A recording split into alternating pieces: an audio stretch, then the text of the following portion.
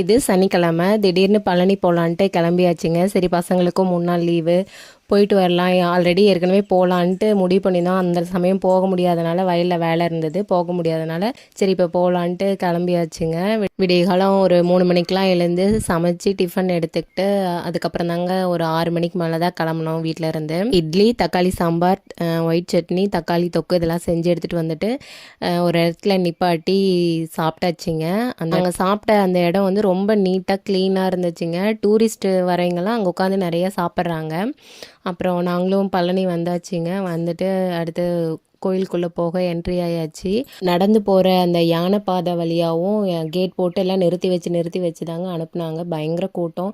கிருஷ்ண ஜெயந்தி அதுவும் லீவுங்கிறதுனால பயங்கர கூட்டங்க. உள்ளேயுமே நாங்கள் ஒரு 5 ஹவர்ஸ் இருக்கோம் நின்று. அதுக்கப்புறம் தான் சாமியை பார்த்தோம்.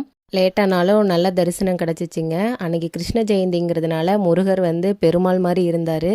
ஏன்னா பட்டைக்கு பதிலாக நாமம் போட்டிருந்தாங்க. நான் முருகரையும் பெருமாளையும் பார்த்த மாதிரி இருந்தது. நல்லபடியாக தரிசனம் முடிச்சுட்டு கிளம்பியாச்சுங்க. பாய்.